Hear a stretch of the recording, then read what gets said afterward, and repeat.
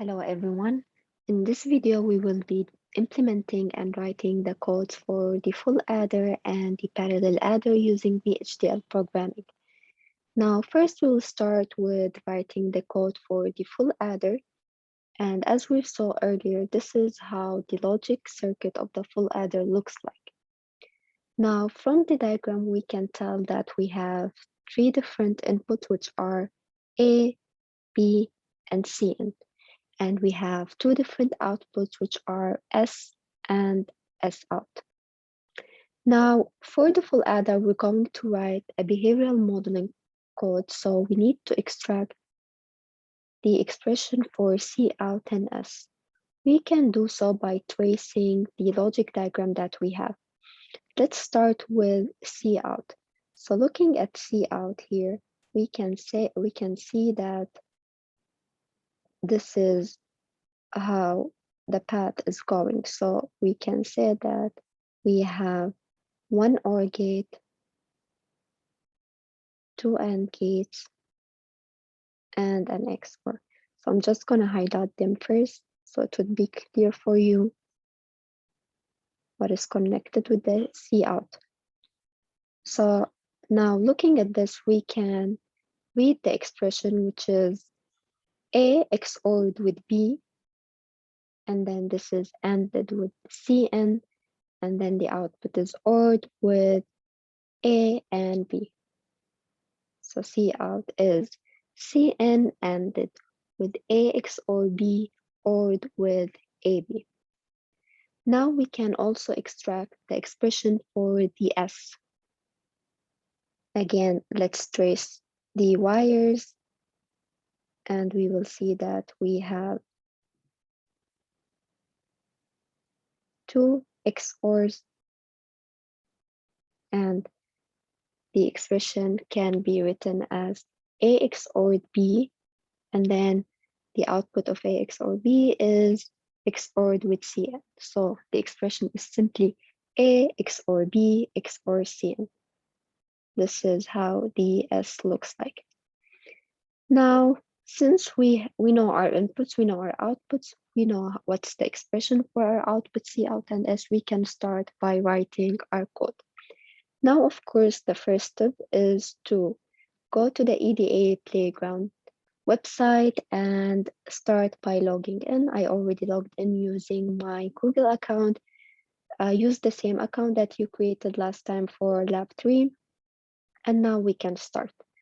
Now, the first step, of course, we need to change the settings of the EDA Playground to match what do we need. So the first step is to change the language to be VHDL.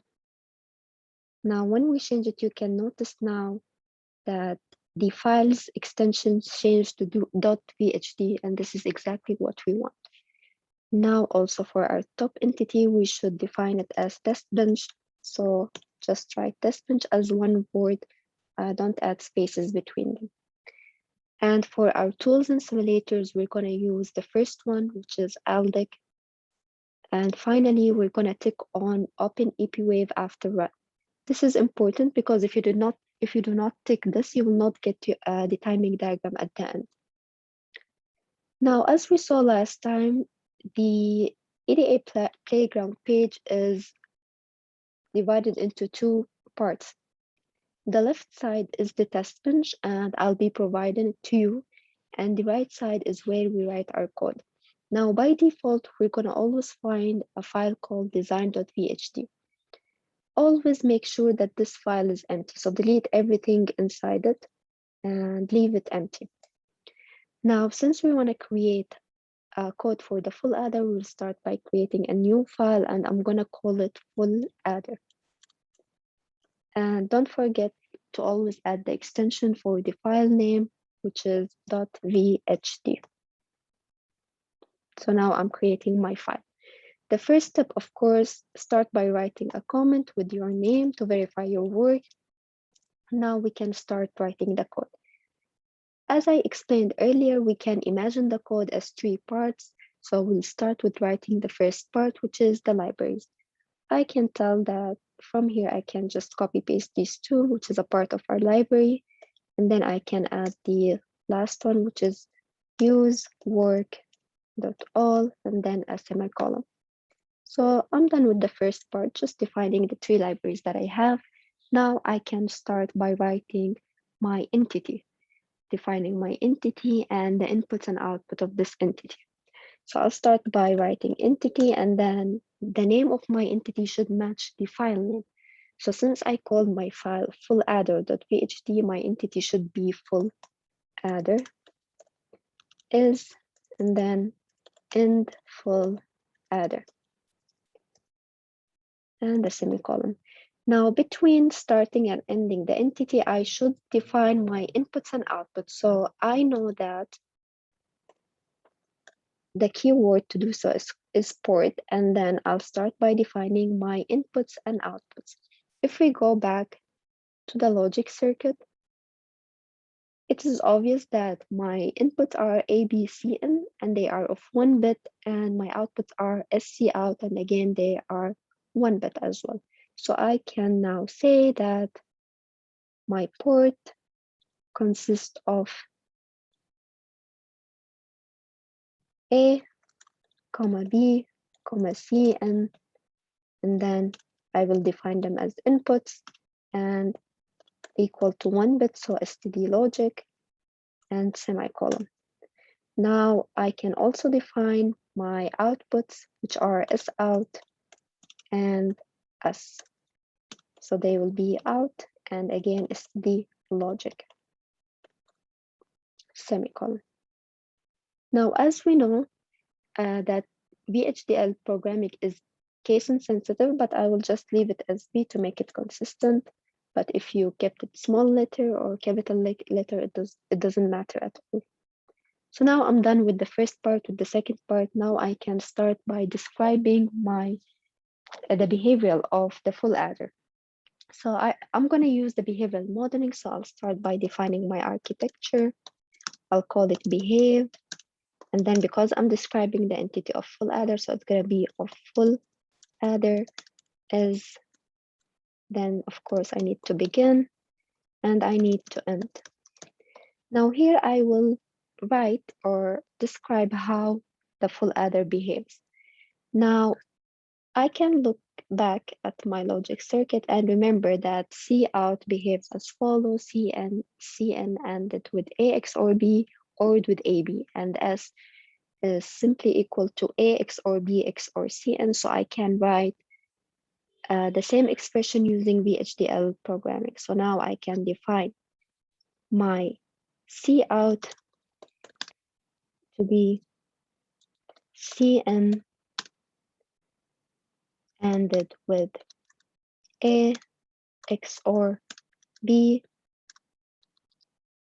and then I will OR the expression with A and B. This is how my C out behaves. Now I can also define my S, my second output, which is simply A XORed with B XORed with C. So now I'm done with writing my code. I have my three parts: the libraries, the entity, and the architecture, and I explained the behavior of the full adder. Now, of course, I need to test my code. Now, to test my code, I will need to add the test bench. So again, I will be providing this for you. You will find them in a file in Moodle called VHDL Online Test Benches. You will scroll to find the full adder test bench. You're going to copy it as is, and then you're going to add it here to the left side of the code. And this is how my test bench looks like.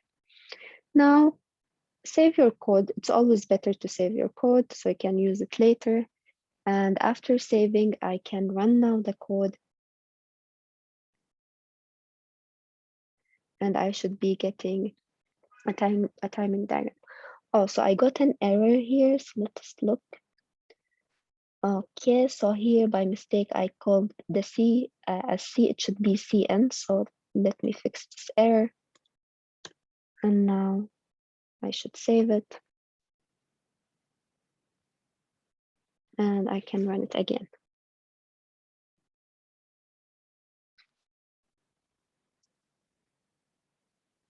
Now my error is gone and I got the following timing diagram. So let's verify our work by verifying our inputs and outputs. So as I know, my inputs are A, B, C, N, and my output are S out and S. So my code behaves as a full adder. Now, if you remember, the full adder is adding the 3 bits of A, B, and C, N, and then it's calculating the sum and the carry out. So let's try one of the examples. So here, if I click on this, I can see that the inputs is A, for A is 0, for B is 0, for Cn is 0. So if I'm adding them, if I'm adding 0 plus 0 plus 0, I'm expecting the carry out, of course, to be 0 and the sum to be 0 because none of the inputs are equal to 1. So let me try another one. So in this example, I can see that the inputs is 0, 1, 1. So A is 0, B is 1, Cn is 1. Now let's look at our output now. So if I'm adding 1 plus 1, I'm expecting what? 2. And since 2 in binary is written as, we don't have 2 actually, so it's going to be, it's like I'm adding 1 plus 1. And if you remember last time we said if I'm adding 1 plus 1, it's like the sum is 0 and then there's going to be a carry out of 1. And this is exactly the output that I'm getting. The sum is 0 and the carry out is 1. So this verified that actually my output is right, so my code looks right. Now I can move on to the second part, which is now I want to try to implement and write the code for the parallel adder. So let's go back. So this is my full adder and I implemented it. I got the timing diagram and my outputs were right. So this verified the code for the full adder. Now I want to try to implement the parallel adder code. Now the parallel adder is nothing but four full adders connected together. So in this case, when I want to write the code for the parallel adder, I want to take into consideration that I have one full adder and I'm connecting 4 times, which means I have 4 blocks of full adders that I'm trying to connect them together. In this case, I will be trying to implement a code with structural modeling. So the first step is I want to follow the steps of writing a structural modeling code. And if you remember, we said last time that to be able to implement a structural modeling code, I need to follow some steps. So I will always start by trying to figure out what are my inputs, what are my outputs, my components, my instances, and my signals. So now looking at this diagram, I can tell that my inputs are A, B, and A and B, both of them are 4 bits. And then I have another input, which is Cn, and it's simply 1 bit. So my inputs are A, B, Cn, where A and B are equal to 4 bits, and Cn is simply 1 bit. Now also I want to look at my outputs. So what are my outputs? I have S, which is 4 bits, and I have then C out, which is just 1 bit. So my C out, my outputs are C out, 1 bit, and S, which is consists of 4 bits. Now I can also look at my components, and I simply have just one component, which is the full adder. So all of my components are of the same type and they are full adders. Now I need also to decide how many times I'm going to use the full adder, like how many instances. And it's very obvious from the diagram that I'm using the full adder 4 times. So I'm using the component full adder 4 times, so 4 instances. And now finally, let's look at my signals. We know by now that signals are any wire that I have that's not my input or output. So in this case, if I look at this diagram, these are my signals. So I name them as SO0, SO1, SA2. Again, you can call them whatever you want, but in this example, they are named S01, S02, and SO0. So here are my signals. Now I can start writing my code easily using structural modeling. So now I can go back to the EDA playground and now start writing the parallel adder code. Now, if you remember, if I'm trying to write structural modeling, I'm going to need also to define my component, and my component is simply just full adder, and we just wrote the code for it. So I'm going to keep this code because I'm going to use it for the parallel adder. And now I will start by creating a new code, so a new file, and then I'm going to call it parallel adder. And again, I need to add the extension .phd, and I'm going to create the file. Now I can simply take the libraries from this code, and maybe I can add a comment here saying that this is going to be the parallel adder. And now I can start writing my code. And of course, the first thing that I'm going to start is by defining my entity, my inputs, and my output. So since I called this file parallel adder, my entity is going to be called also parallel adder. And now I need to define my inputs and outputs.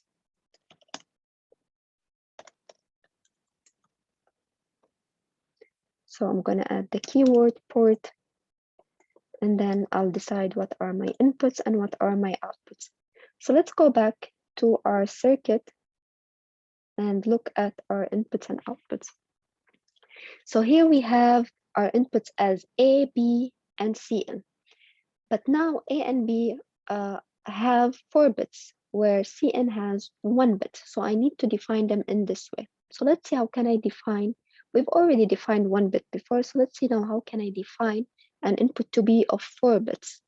So I have my A and B 4 bits. So I will say that A and B are inputs. And then instead of writing std logic, which we used to write all the time, now I'm going to define them as std logic vector. Why vector? Because they consist of more than 1 bit. And now I'm going to define how the bits are, like how do we call them. So I'm going to write down 3 down to 0. Why 3 down to 0? Let's verify this. If we go back to the circuit, we can see that we called our input A, for example, starting from A3. So it's A3, A2, A1, A0. So we're starting from 3 going down to 0. And that's how exactly I'm going to define it using VHDL. Even for B, it's the same thing. We are starting from B3, and then we are going down to B0. So 4 bits, 3, 2, 1, 0. Now, I already know that the Cn is 1 bit, so now I'm done by defining my AB, which are 4 bits. Now also I need to define another input, which is Cn. And again, it's an input, but this time it's going to have just 1 bit because the Cn has 1 bit on. And now I can start defining my outputs. Now, if we remember, also we have 2 outputs, which are the Cout and the S. The Cout simply has it is an output, and it simply has 1 bit. So I'll define that std logic. And then we have also the S, which is also an output, but the S is not 1 bit. So let's go back to our diagram to verify this. So we can tell from here that our C input is 1 bit, as we said, and C output is 1 bit. But the S, again, it has 4 bits starting from 3 down to 0. So now I need to define it at std logic vector as well. And it's going to be 3 down to 0 as I defined the inputs of A and B.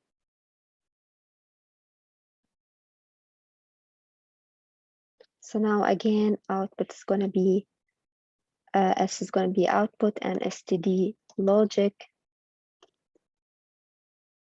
vector 3 down to 0. And then I will close the bracket of the port and then a semicolon. Now I'm done with the second part of the code. I define my entity and I have my libraries. Now it's time to write the last part, which is the architecture. Now, since parallel adder is using full adders 4 times, which means it's adding 4 components together, it means I'm going to use the structural modeling. So in this case, my architecture is going to be struct, because I'm going to use structural. And of what? Of course, my parallel adder, because I'm trying to describe it. And now I'll start by writing begin and then end struct. Now, of course, before start like explaining how the components are connected, I need to define the components that I have and the signals. Now, looking back at our logic circuit, if we remember, we have just one component, which is the full adder, and we've already have the code for it. We now just need to define it. And we have 3 different signals, CO0, CO1, and CO2. So we need to define the component and signals, and then we can describe how the components are connected or mapped. Now, my component is simply the full adder. So how did I call it? I called it as full adder here. So I'm just going to give it the same name, full adder. And then I'm going to describe the inputs and outputs. We can look back here. We can say that we defined that we have 3 inputs, A, B, C, and we have 2 outputs, C out and S. So we're going to also describe it in the same way. So it's going to be A, B, and then C, N. They are inputs, and they were of 1 bit. You need a semicolon, and then I have the S and S out.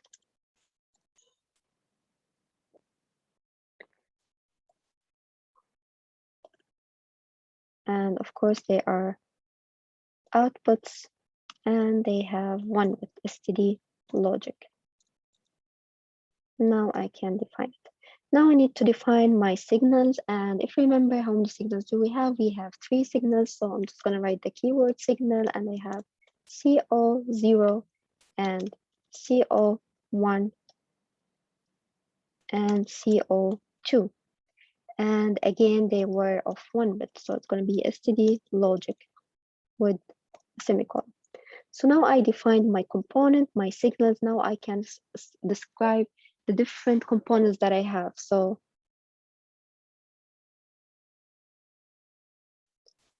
here I define my inputs, and I define my outputs, my component, my signal, and everything. Now I need to describe my components. So I need to map them. I have full adder 4 times. So I'm adding the full adder 4 times. So the first time I call this component to be FA0, and then FA1, FA2, and FA3. So I need to describe how each one of them works. So how would I describe? By simply mapping, if we, like we did for lab 3. So I need to add the name of it. So FA0, then colon, and then port map. I will add the inputs and outputs. So I know that the full adder accepts 3 inputs and 2 outputs. So if I want to describe or map the first full adder, let's look at its inputs and outputs. So the inputs of FA0 is A0, B0, and CN. And the outputs are the signal SO0 and S0. So now I need to write this in my code. I'll start by writing the name here after begin. So the name of my first component, I called it to be FA0. And now I need to also write the name of the component, which is simply full adder. And then I need to use port map and write the inputs and outputs. So we said that the inputs are going to be A0, B0, and CN. So how can I write A0?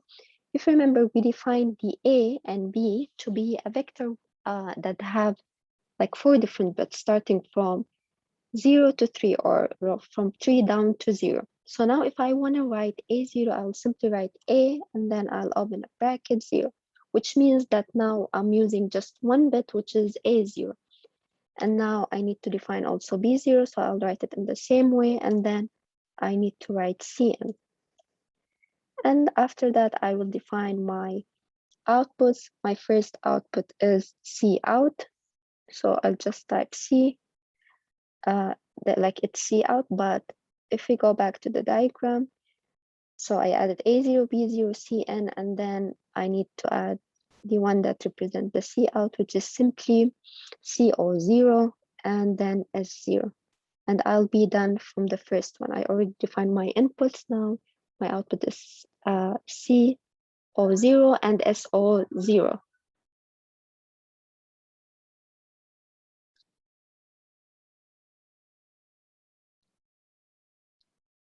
So now my SO0 will go here and S0 will go here, and then I'm done with defining the first instance of the component.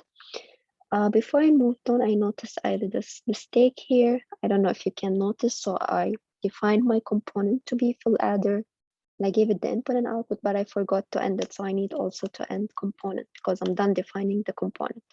So if we do so now, it will be right and the signal looks good. Now we can continue by defining our 3 other blocks. So let's go back to the diagram. So again, I'll just start by, so the second one is called FA1, so I'll write it, and it's of course a full adder as well.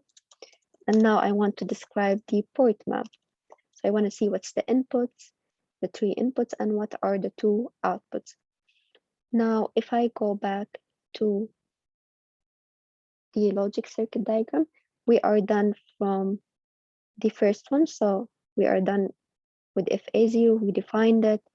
And now we want to look at FA1. Now, FA1 has 3 inputs as well, which is A1, B1, and CO0. And the outputs are the signal SO1 and S1. So now I need also to write this in my code.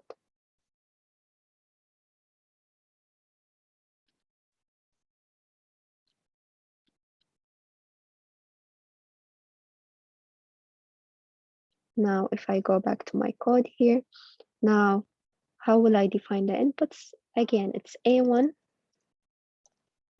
B1, and the third input was SO0, and the output were C01, and the second output is S1. So I'm also done with defining the second component.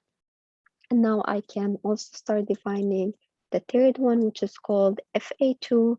And again, it's a full adder. And now we want to see how it's mapped. What are the inputs? What are the outputs? Now I'll go back again to the logic diagram, and now I can see I'm done with FA0, FA1. Now I want to see, look at FA2. So FA2 has 3 inputs as well, which are A2, B2, and CO1. The outputs are the signal, the last signal, CO2, and the second output is S2. So I need also to define it in this way. So now I'm gonna go back to my code and define it to be as we just agreed. So it's gonna be A2 and B2, then it's gonna be CO1 and CO2, and the last one is S2, the second output. So now I'm done defining the first 3. Now I'm gonna define the last one, which is FA3. Again, it's a full adder. Now I'm gonna look at the port map. And again, I'm expecting 3 inputs and 2 outputs. So let's now design and map our last one. This is FA0, 2. Now let's look at FA3. So FA3 will have 3 inputs, which are A3, B3, and CO2. And the outputs are C out and S3. So now I wanna map this to my code. So in my code, I will define these to be my inputs and these two to be my outputs. So let's go back to our code. Now I can define my inputs A3, B3, and then this will have CO2, and the first output is going to be C out, and the second output is S3. So now I'm done. So let's look at our code one more time. I have my libraries. I defined my entity, my architecture to be structural modeling because I'm combining components. I'm just using one component, which is the full adder, and I've already wrote the behavioral code for full adder for the first question, and now I can use it again as a component. And I defined the inputs and outputs. I ended the component, and then I defined my signals. I have three signals, which are SO0, SO1, CO0, CO1, and CO2, and they are of 1 bit. And then I started mapping my four components, which are all of the same type, full adder, and I mapped the inputs and the output. Now I need to test my code, of course. I'll need to add the code for the test bench. Again, you can find the code in the same file that I provided to you. You don't have to memorize it. You will just add it. If you go to the same file, you will find that I added one of the test benches are called parallel adder. So we're going to copy it and paste it here in the left side. And now we will start testing our code. We can save it. And now I will run my code. We'll check if there are any errors first. Okay, so we have a small error here.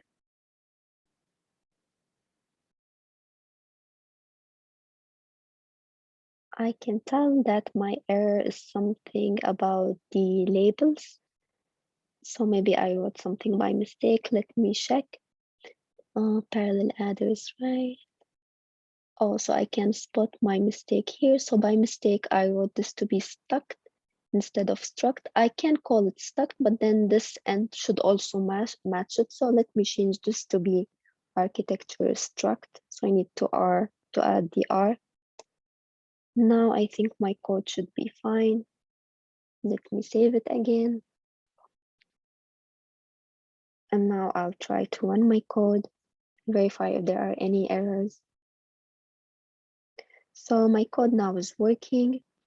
Now, since I'm using structural modeling, I need to choose my signals. So the first step is I'll close and then I'll choose get signals and I'll choose .dot and then I will append all.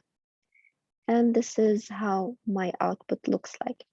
So I changed the radix to be hexadecimal to make it more readable. Now we can see that if I'm trying to add 3 plus 2, I'm getting the output to be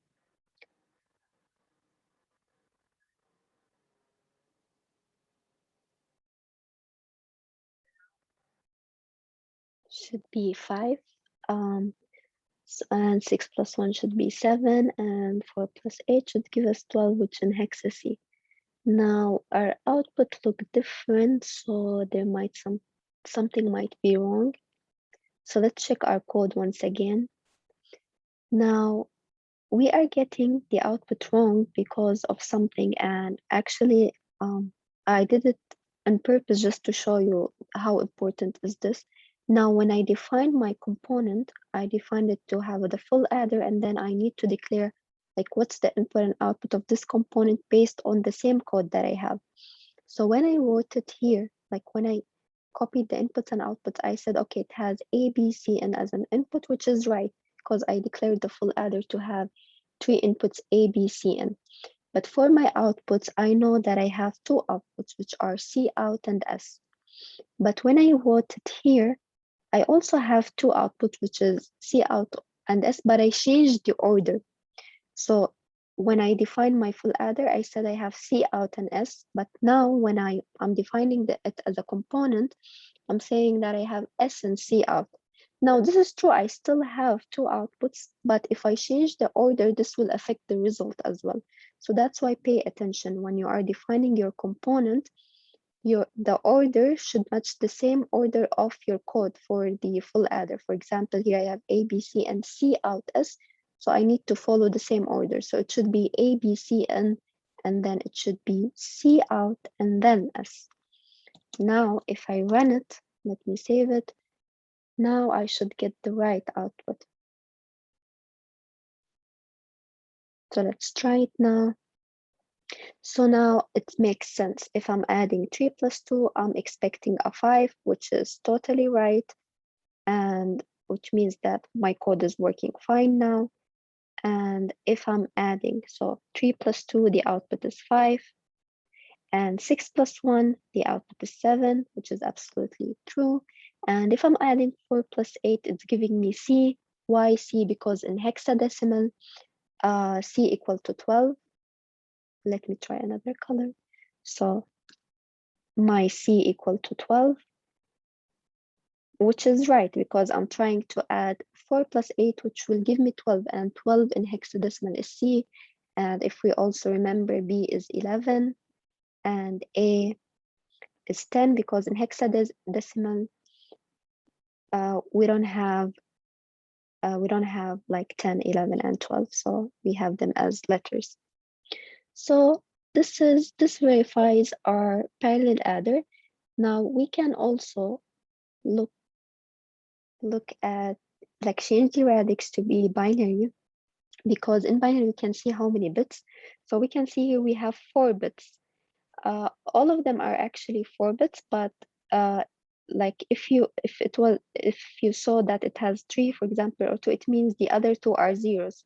So here, if you remember, we were trying to add 3 and 2. So 3 and 2 would look simply like this in 3 and 2. So in binary, 3 is 1 1 and 2 is 1 0. Now to make it 4 bits, we will simply add 2 zeros here and 2 zeros here. It's not showing, but to verify that it's 4 bit, let's look here. We were trying to add 4 plus 8, and 8 in binary requires 4 bits. It's 1 0 0 0.